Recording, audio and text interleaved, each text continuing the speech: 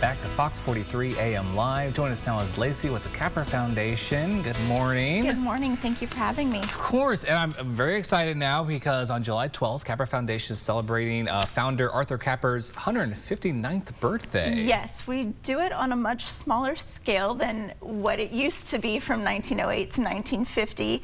He and his wife used to host 20,000 people in the community at various different parks around town. However, due to our size now, it's by invite only these days on a year-to-year basis. Sometimes, depending on, what year his birthday or our anniversary, we may have some bigger ones, so stay tuned for that info. But for this year, it's going to be small and intimate, and we're going to have a cookout and sides from Resource Fine Foods, and of course, frozen custard from Sheridan's Frozen Custard. It's so wonderful what you guys are doing for the community, and again, continuing to celebrate this tradition even in a more intimate way. Yes. It's great. Absolutely. And I'm sure, being at Capper, you've heard the stories of like the impact that Arthur Capper himself has had on the people around here. Oh, yes. So we have what we affectionately call our history hallway that has historical images of the birthday party, but also his time of establishing 4-H and the Goodfellows Club. So anybody that comes for a tour gets to go down history hallway, and we kind of get to share how Capper Foundation was established in 1920 and where we've come from in nearly over 104 years come this Christmas. So if anybody in the community who has attended birthday parties anytime between 1908 and 1950, or you have grandparents or parents' photos, we would love to have copies of those for our archives. And if you have know the story behind those photos, we would love that too. Yes, it's so wonderful. Having taken a tour of the hallway as well, it's such a fantastic display exhibit that you guys have there. And I remember on my first visit, we were talking, I was looking for my grandfather who's helped out with Capper Foundation in the past. And I don't think I found him yet, but I got to go through some old photos. Maybe I can find something for you guys. We would love to have him.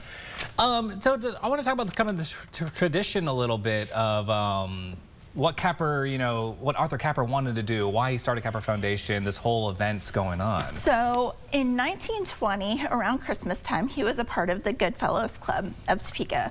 And so he and a bunch of his friends would go out and deliver presents to children who were underprivileged, whose families couldn't afford gifts. And that Christmas, he noticed that there weren't a lot of kids coming out. And it turns out that a lot of kids were starting to be diagnosed with polio and suffering the effects of polio, not being able to walk, needing crutches or wheelchairs to get around. And of course, in underprivileged neighborhoods at the time, their parents didn't have the money.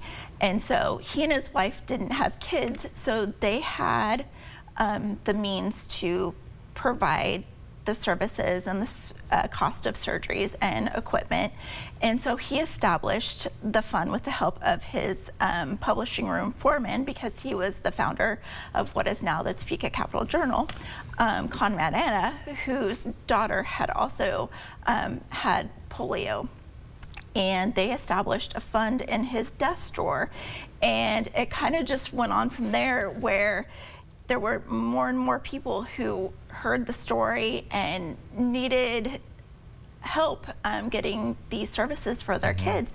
And so we kind of, formed into a nonprofit in the 1930s, and we've just gone on from there. And these days we are serving over 2,100 individuals with disabilities annually, and providing over 730,000 hours of service, and also providing $3.6 million in unreimbursed care. So obviously we are continuing his legacy of